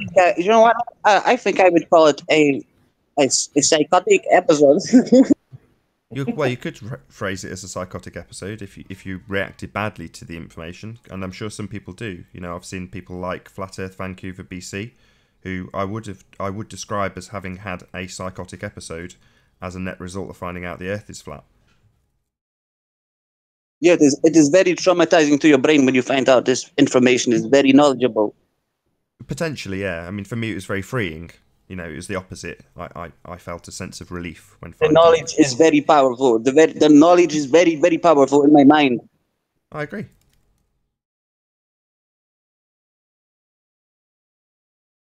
Useful for you as an individual.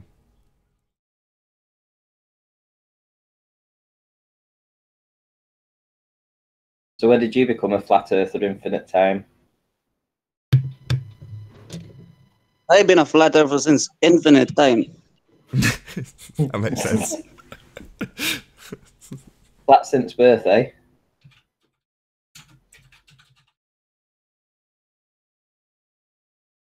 So when did you become a flat earther? When did you become a flat earther? Whereabouts are you in the world, Infinite Time?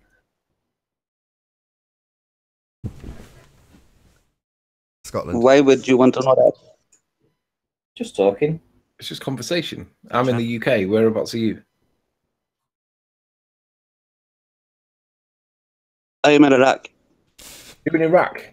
Of course you are. Is it nice and quiet there? So what time is it in Iraq?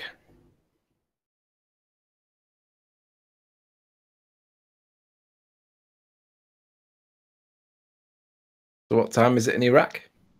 Quickly Googling it, like I just have.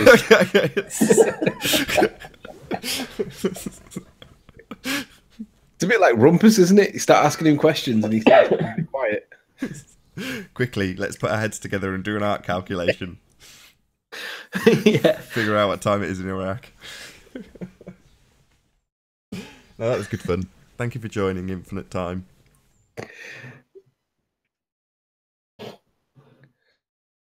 No, he's gone all quiet now. He's Googling what time it is in Iraq. A couple of people have asked me for your wind turbine images. Hello again with Infinite Time. You fucking kicked me, you body little bitch. And I don't think anybody did. You kicked me, body.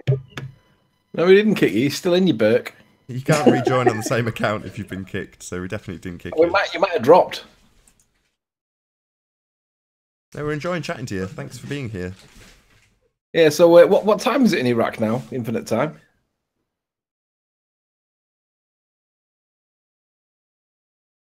Time for your bed. Yeah.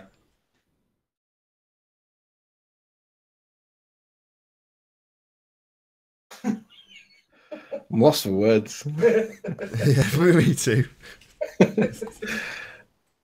No, why?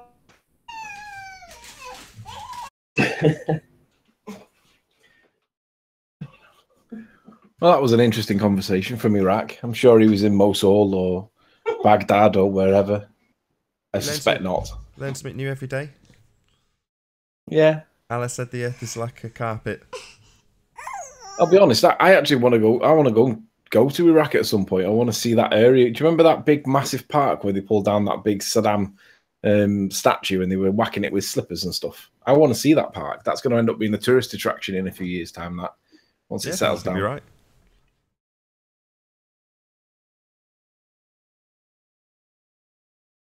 Are we still here?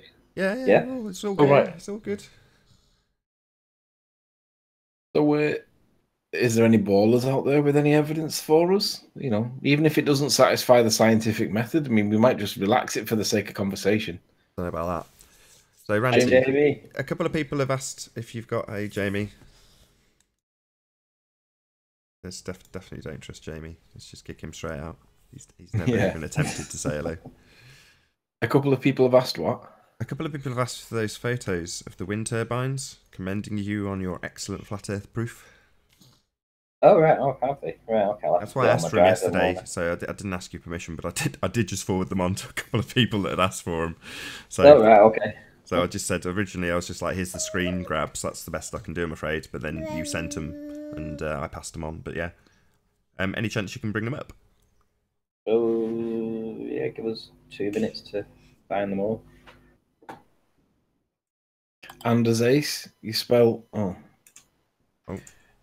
you don't spell lose with 2 O's, you Burke. You spell it Lose. That's lose. What you've put is loose, as in tying of knots and loose knots.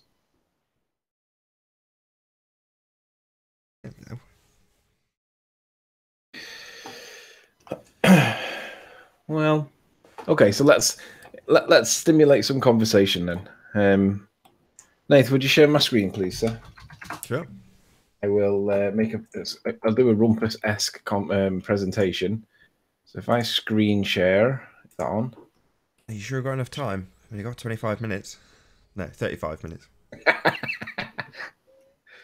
Right. So, where's paint gone? Right. Are we seeing this? Yep. All right. So what I'm going to do a sun. Give it an. Oh, that's not what I wanted to do. Let's get rid of that.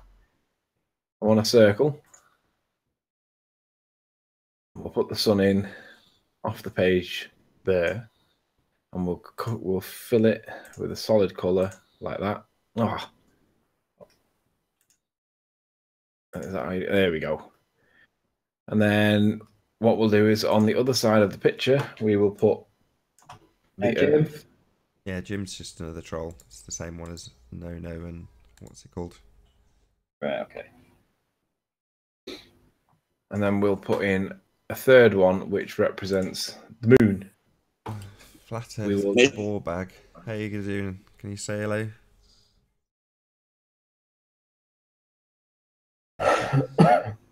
Hello, and then straight on mute.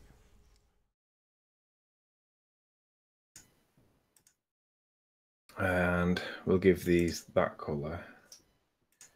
Oh, that one. There we go. And this is generally the depiction that we see when it comes to the the umbra and the penumbra. And I was discussing this with Dawn Treader and Lottie Says the other day, and the problem is when you do a scale diagram. Now, this obviously is not to scale, but it's kind of not far from it, because the proximity of the moon to the Earth and the size of the moon to the Earth means that when the moon passes through behind the Earth for a lunar eclipse, we see it in the real world, and it lasts a few minutes, 2 at the most 3. But what's supposed to happen on your model is that the period of time that it takes for the moon to go from, like, basically through that period there is measured in days. It's not measured in minutes. And that is the point when it's obscured by the Earth, because the Earth is 4 times bigger. I mean, obviously, it may not be 4 times bigger on my not-to-scale drawing, but it's 4 times bigger. And it's the orbit of the moon around the Earth that takes 27.3 days. That's the problem. So forget about the Earth spinning. What we should see is the period where the moon passes behind or in the shadow of the Earth. That should take days when it's on a lunar eclipse. And we don't see it taking days. We see it taking minutes. Now, the Earth spins. So what we should see is the lunar eclipse. And then the next day, we should see the lunar eclipse again, because the moon is in the point where it's in the Earth's shadow. There shouldn't be any light to it. And then the next day, we should see the moon in the Earth's shadow again. And then the next day, we should see it again, because on day 1, it would be there. On day 2, it would be there. On day 3, it might be in the middle. On day 4, it might be there. And I could push it as far as I want, really. I could make it up as I go along. But my point is, whilst it's behind the Earth's shadow, the lunar eclipse, we should see repetitions of daily. We should see it per day. And we see it for minutes every day. Which, when you observe the lunar eclipse, it happens for minutes. That's totally inconsistent with the orbit of the moon around the Earth's, because it takes 27 days for it to get round there. So whatever the size of the shadow is on your model is the duration in days for the moon to pass out of the Earth's shadow. Remember that the moon sits 0.25 of 1% of the total distance to the sun. So that's not disproportionately out. I mean, it's not to scale, obviously, but it's less than 1% of the distance to the sun. So I mean, that opens out the angle at the back to make it even worse. So that makes it longer. So we should see the lunar cycle over days, not minutes. And we don't see that. And basically, They Lie Ohio, Lottie says, their view was, yeah, but science explains it, and it doesn't explain it, but there is an explanation that doesn't address that point, and they accept it. And my view is, well, that's ridiculous, because we see a lunar eclipse for just minutes. It should take days. We should see it day after day after day. It doesn't happen. And that doesn't take into account the red that we see of it. I mean, this assumes that we're seeing a black moon, with no light getting to it at all. Maybe a little bit of earth shine that Soundly can capture on his special camera. But fundamentally, we should be seeing this over 3 or 4 days, and we shouldn't even see the moon. It should receive no light, possibly earth shine. But if you were going to see earth shine, that would be the time to get it on a lunar eclipse. And of course, it doesn't happen. We see this red smudgy thing that makes it look like someone's got a red piece of film and covered it over the lens of the sun. The light that receives, the light that gets to the moon appears to be red. Yes, I Music being. Can you hear us? Hello. Good to have you. I was wondering why you kicked me before. I was wondering why.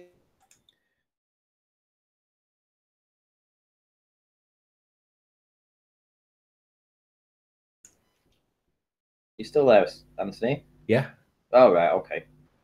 Yeah, I mean, we've seen the red shadow on the moon, and I've never seen a red shadow before. Yeah, you don't get red shadows. That's not what happens. I'm just going to do a very quick link, guys, so because we have approximately, 30 minutes left on this live stream, so I hope you're enjoying the debate thus far. If you're new to the channel, be sure to subscribe and hit the bell notification icon to keep up to date with the Flat Earth debate. If you'd like to support this channel, there is a super chat that runs alongside each of these shows while they're live, and a link in the info box below this video once it is rendered.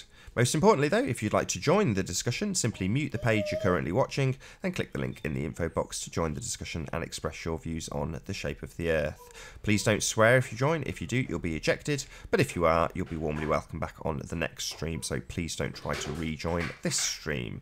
Please also share the show, as this increases the live audience, of course, and that in turn increases the chances of a more diverse panel. Massive thank you to all who have shared thus far.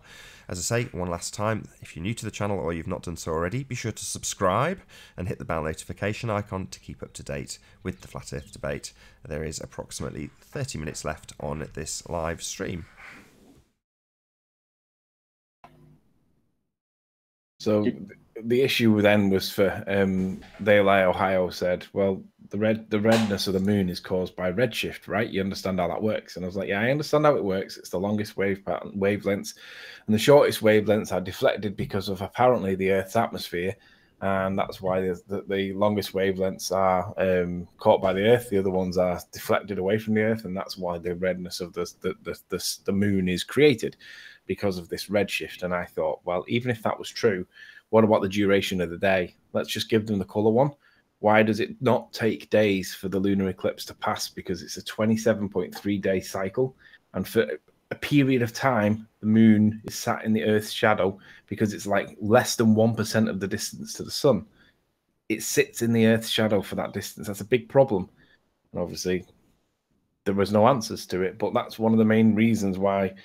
I mean, who was the guy that wanted the orbital mechanics? Was it Woz? Sure, Woz could come up with a. If it wasn't Woz, it was the other Australian guy. I'm sure one of them two could come up with the explanations for why the lunar eclipse only lasted a couple of minutes with an orbital mechanics answer, which is what I'm trying to get to. But that was just something that we spoke about the other day. So shout out to Woz.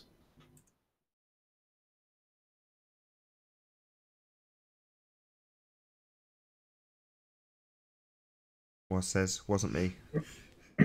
So it must have been the other one then. What you got for us, Ranty? You asked brilliant. for the wind farm images, Yes. so I've got a couple of them up. So yeah, so this is what we're presented with and can be measured mathematically in terms of how much curvature we're seeing. So each of these wind turbines is disappearing, in boat terminology, hull first.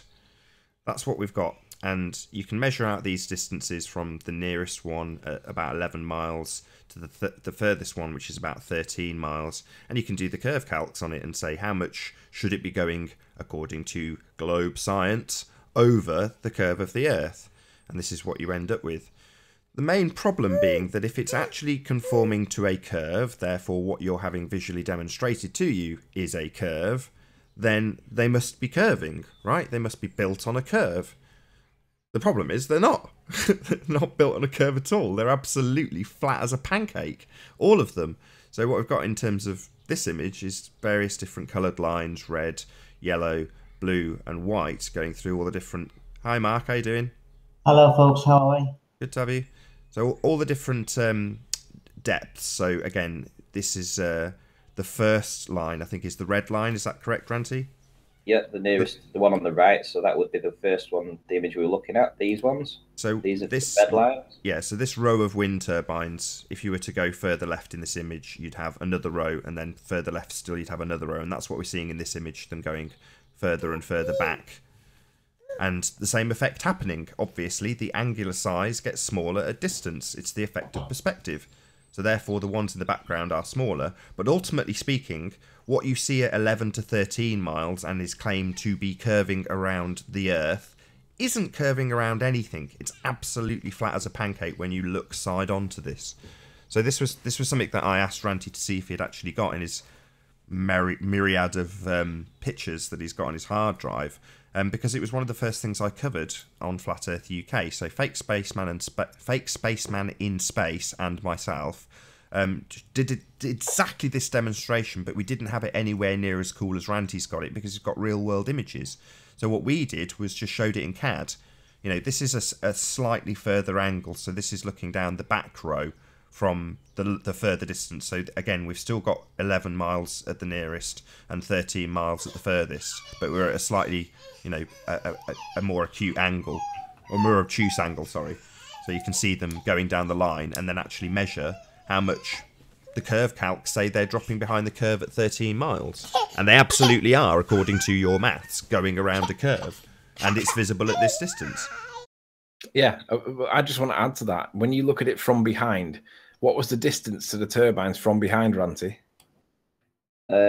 Which ones are you talking about? You know, the picture that you started with, the one that's on the right there. No, not that one. That's from that you're looking side on there. Yeah. What's the distance to the first turbine? 11 miles, just over. So there's 11 miles. That's this turbine here.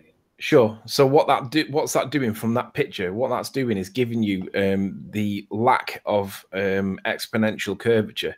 So from the side angle, you could argue that, well, yeah, you're not going to see any curvature left to right. But when you go behind them at 11 miles, there's an exponential buildup of curvature that's dropping away from you in the picture. So on the ball earth model, it would be the case that from when you're looking at them when they go left to right and you're looking at them like front on, yeah, you're not going to see any curvature left to right. But when you stood behind it from 11 miles away, there's an exponential drop that's missing there. It shouldn't be going down in a straight line. It should be exponentially dropping, and 11 miles is a good distance to show that it's not doing it.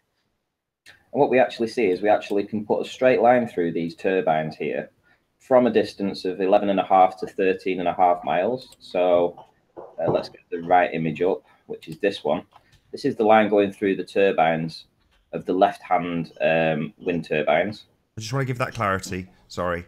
So what this image of, although they look like they're next to each other, you're looking down the line. So you're looking from front to back, even though they look like they're next to each other. This is what you're looking at from front to back, just a slightly greater angle, so they look like they're next to each other. Obviously, the blades aren't going to smash into each other. They're not next to each other. You're looking down the line from 11 to 13 miles. Sorry. Yeah, so you're looking at this one, then that one, then this, and this. Okay. So as we're looking at these ones here, they're all going through the center of the hub. Right, this line is going through the center of the hub. Now, if we put that on a perspective and put a line in, we put the hard horizon at the bottom and we're doing this perspectively, essentially it matches pretty much the curvature calcs. So the curvature calcs say that the hub should disappear at 10.3 miles past the first turbine. So that's probably around about, what, 22 miles or so, the hub should be gone. But on this diagram here, it says basically 11 miles past the first turbine, they should disappear due to perspective and angular change. So they're getting smaller as they're going further away in the distance. So what you have to try and judge yourself is it getting smaller and looking like it's going over a curve, or is it just changing due to perspective on here? Because this one is obviously looking smaller than this one. But you put a line through them, and if it was going over a curve, the curve would be arced slightly. It would be arced, but it's completely straight.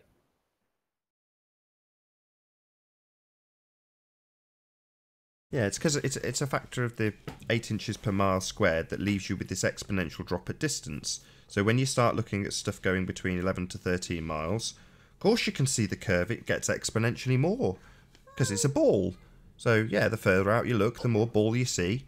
It's like, well, if that's true, then this must be conforming to that ball. And it isn't. Yeah. Now, remember, 11 to 13 miles, that's not that different to what Soundly shows on his pylons and bridge Pontchartrain stuff. So what Soundly's showing is claimed to be the curvature of the Earth, which we all realise is not. But if it was the curvature of the Earth, we should be seeing the same thing here. Not on this picture where it's left to right curvature, because it isn't enough of a span. But from behind, when you're looking at the same turbines, but from behind, it's 11 miles away. There is built up an accumulated and an exponential curve drop that is required to be there by virtue of that fact of it being 11 miles. And as you can see, there is none. Absolutely none. There is no exponential drop. The ball Earth bullshit is just bullshit. You know, just because something's 13 miles away doesn't mean it starts to go around the curve of the Earth and you can see this exponential drop. Because that's nonsense. You know, that exponential factor would have to be seen in the side elevation. You know, if the Earth is a ball. And it isn't a ball. It's flat. Yeah, but what the point I was making was that there's no exponential drop on the left to right curvature picture. So it would be minuscule and they wouldn't be able to detect it. That's their argument. But on that picture, where it's taken from behind, it should be exponentially seen because it's 11 miles away. There is a build-up of 11 miles of curvature before you get to the first turbine. And by the last turbine, there should be a prominent, pronounced, and obvious curve. You should see it. Yeah, and all we see is the effects of perspective. Yeah. Which coincidentally match the maths for drop. What do you know? Yeah. So are you suggesting, Nathan, that the curve calculations are simply a calculation for perspective? Yeah, they are. And they've incorporated refraction. Simple. They've basically observed how the world works and then co-opted the maths to work with the sphere to convince people that when you look out beyond 10 miles, you see this exponentially increasing drop of things falling behind a curve. And that's impossible. You can't have that happening unless things physically are curving around the Earth, and they're not. I've got something to show you today, gentlemen. Cool. Think we're can at you the hear me end. okay, by the way? I've got my speaker on because I'm looking after the child. I need to be able to listen. No worries. On Sunday, we had a fabulous day. Can you share my screen? Yeah, sure. Can you see that, yeah? Not yet. You're not shared just yet. But once you are, I'll pop you up. One day I'll get this right. All right. Share screen. There we go. That come up now, is it? Yeah, that's come up now. Where was I?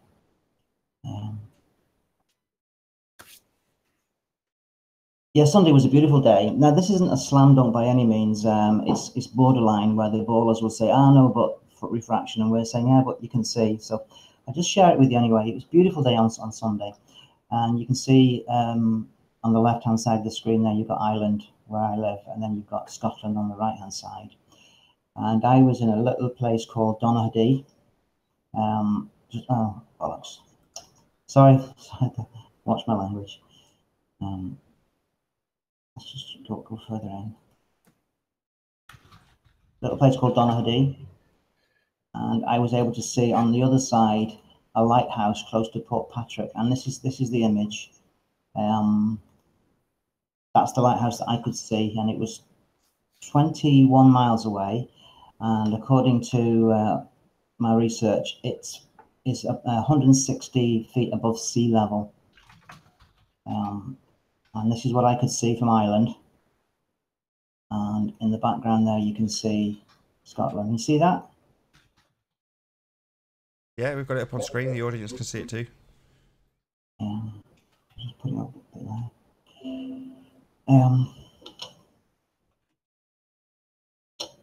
Now we have here a group of buildings, and to the right of it, we also have some caravans. I'll increase the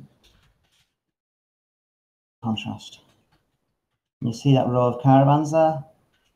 Yeah, I can see that. Yeah, and then if we just come back a bit to the town of, more caravans there, by the way, and that's the town of Port Patrick. And then just 2 miles up the coastline, we come to a white dot, which is the, come on.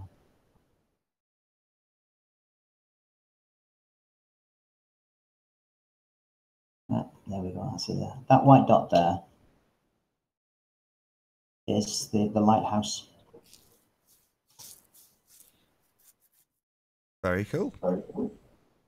So it's 20 miles away. I shouldn't be able to see it by a few feet, but I'm pretty confident that I can see a lot of it.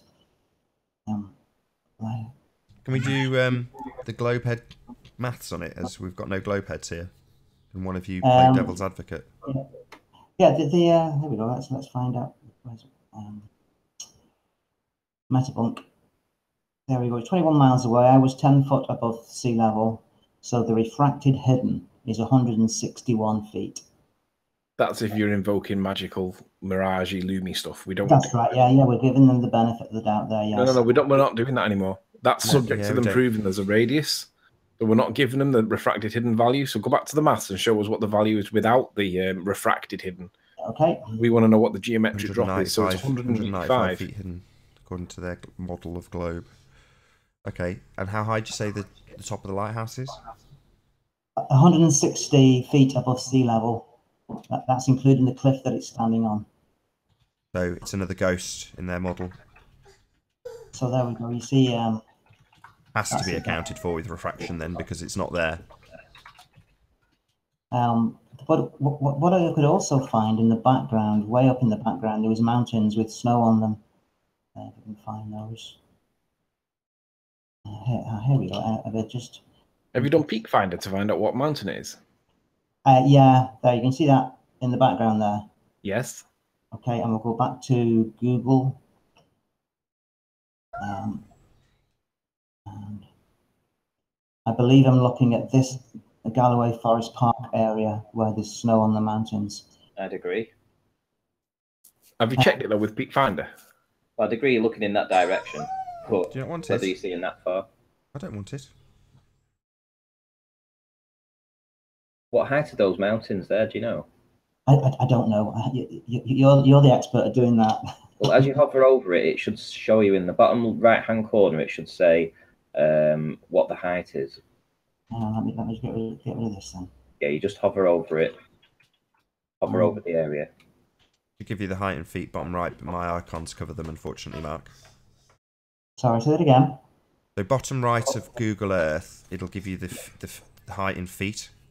Don't you just need to move your mouse over the mountain and then just look at the bottom of your screen in Google Earth, and it'll show you the height in feet. You see it changing at the bottom right. It'll say ELEV, ELEV. Sorry, ELEV. No, gentlemen, I'm not getting that. Right at the very bottom on the right. I've got 10 kilometers out up there. Oh, if I click this, it's South Ayrshire. Gentlemen, I'm not getting that. Should I be? No. Any chance you can bring this up, Anthony? Bring what up? This Google Earth, just so you can have a look at it while we're looking at it. Yeah, you Sorry, I want, wasn't listening to what I was too Quick look now. It's Sly. Ranty, Sly's asking. Sly's asking, what was the distance between the first turbine and the last turbine? You know, when you're looking at the turbines from behind, I think it was 11 and 13 miles. Is Hang that on, right? wait a minute. Let me. Is he talking about the wind turbines that are really close together, or the ones that are spaced out? The ones that are really close together from behind. He wants to know what the distance from the observation point from to the first one and the last one. Right, bear with me. That's cool, Mark. We'll definitely look at that more. I love lighthouses that aren't supposed to be there.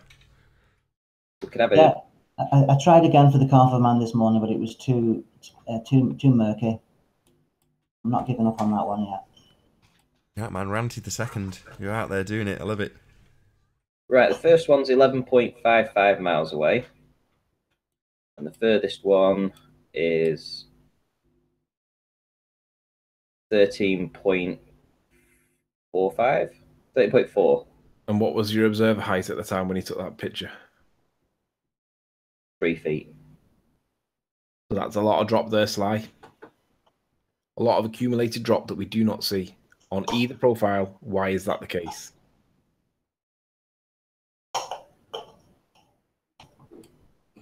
A massive thank you to all who shared this live debate. You are all ace. Is Shroomy ace? I'm not sure Shroomy Shared. is.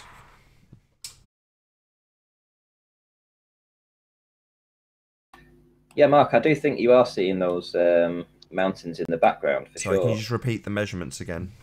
Hey, Oh, Shroomy. man, fuck Danny, this stupid ass bald head, man. Slap that baldy ass stupid head. Fuck that stupid baldy ass. I mean, slap that shit. Hey, Shroomy. Who is that? Can you just bring the distances up on screen once more, Ranty? I'll just pop them up on screen. I know you went through them, but apparently connection problems. Oh, he has connection, so you want me to share my screen? Yeah, just so you've got the numbers up on screen with the exact measurements, rather than saying them. I would slap the baldy head off your head, dude.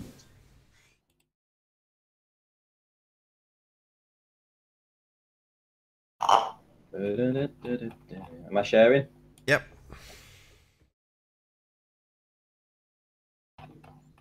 What are you doing? You hacking me or something? View what, sorry? There we go. 11.54 for the first.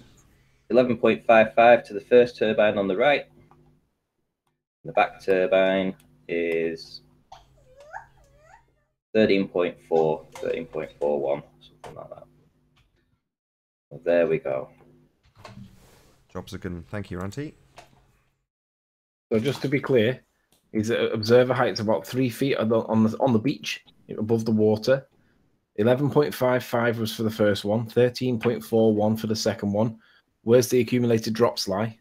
Now, we can understand and we get the reason why there wouldn't be an accumulated drop on the side profile, but when you're looking from behind, if we live on a ball and we're to accept refraction soundly as evidence, then there should be an accumulated drop at 11 and 13 miles. And it's prominent. It gets worse and worse and worse, yet we see it as a straight line. Where's the accumulated drop?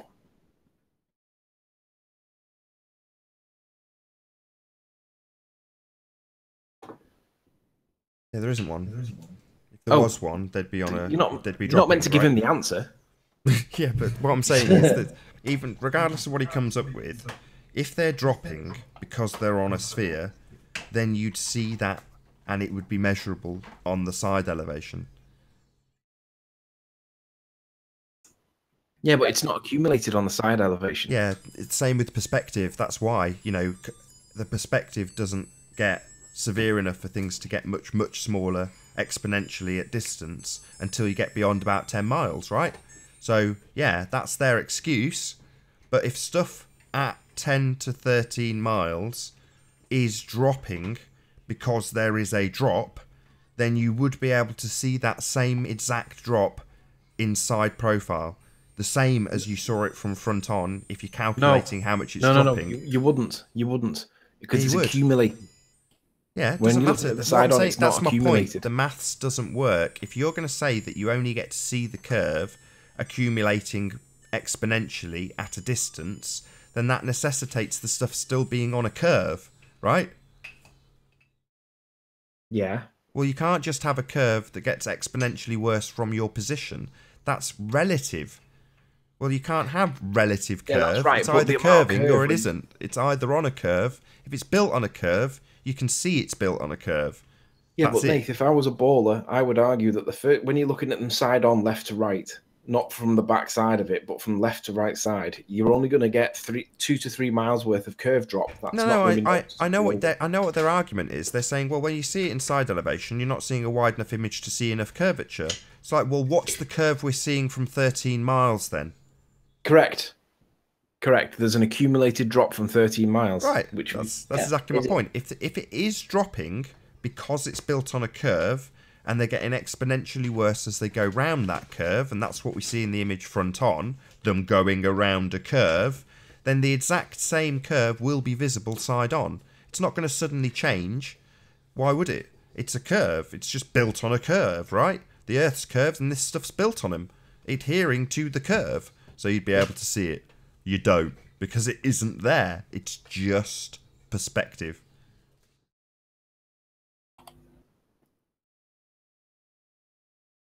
The drop is not exponential. Why is it not? Yes, it is. Unless you're going to be semantical over the interpretation of the word exponential, it is a gradual but getting worse drop. Arwen's got the terminology perfect. It's an accumulative drop. Cumulative, yeah, that's probably a better word. Although exponential is not the wrong word. Exponential's not incorrect either. Hi, Ruhif. Hello. Last couple of minutes of the show. Exponential's technically incorrect, but I mean, everyone understands what you mean, so I'll let it go. Hey, Arwen, is that really you? Yeah. Good to have you. Latecomers. You guys went on really early this time. Yeah, like my kids weren't even in bed, so yeah. Yeah. Well, we just find that if we go on too late, we get too many of the American trolls on. P-Miles must have went to bed.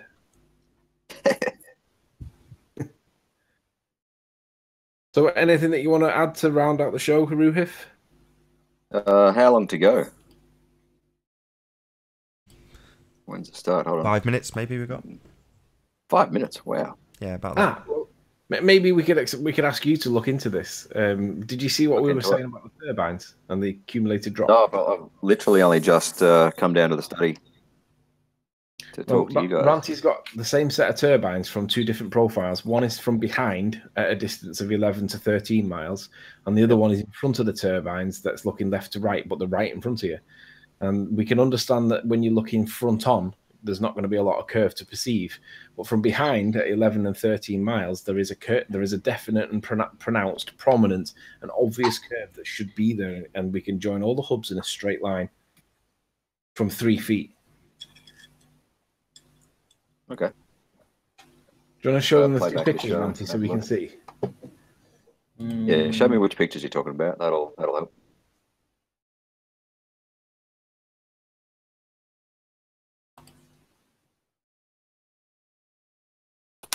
And yes, like it would look like an arch because you're at 11 to 13 miles. Can't you perspective, dude? Don't you understand what cumulative drop means? Drop at an increasing rate. Yeah. That's what it means. So this is the picture from behind, and the first turbine's about 11 miles. The final turbine's 13 miles or so away. There should be a cumulative drop. Yeah, the ones on the right further back. Yeah, they're going away from you. There's the picture from above. First turbine on the left, last turbine on the right. So you're looking from the bottom to the top there, right? Bottom of the screen to the top. Okay. Yep. And then we have the side-on view, which, so if we look at there's 4 sets of wind turbines, they're all in a straight line. I've marked them off individually for you know, the red line is obviously for the nearest ones. Yep. Oh, what happened there? This is Burbo Bank or Burbo Bank Extension. It is, yeah. My screen's Which one though? hang on. My screen's just gone bananas. Ranty, you are going to be swapping onto Windows 10 today, aren't you? Yeah, I will. Excellent. Ruhifi uses Windows 7 on a mechanical HDD, high density disk that is full, and he wonders why it's slow and non-responsive. So He does have an SSD. The red line goes through the turbines that are on the near side. So the center of the hubs, they all go through the center of the hubs.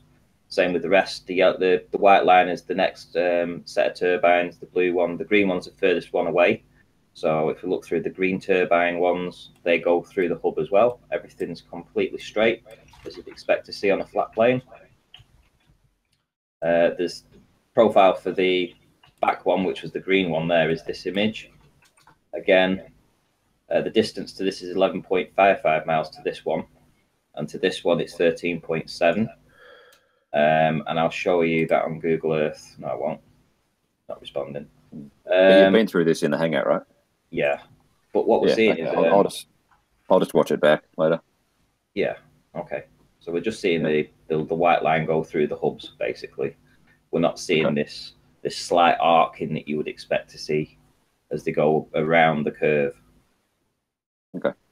So we've only got like 3 or 4 minutes, right? Can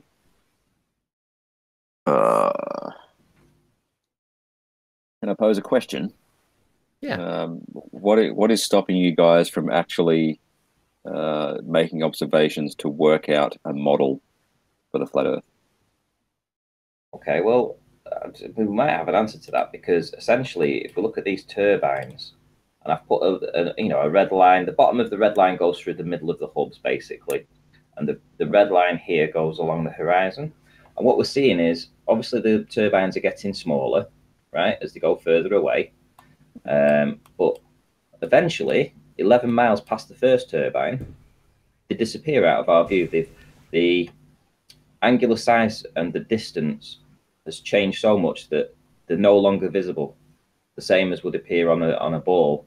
And the model for the ball says that this, where my cursor is now, 10.3 miles, is where the hubs should vanish.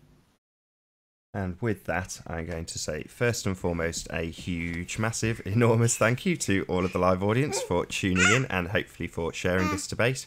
And of course, a massive thank you to all of the debating panel for making this debate possible. If you've not done so already, be sure to like, comment, share and subscribe. I've been Nathan Oakley, and I will see you all in the next video.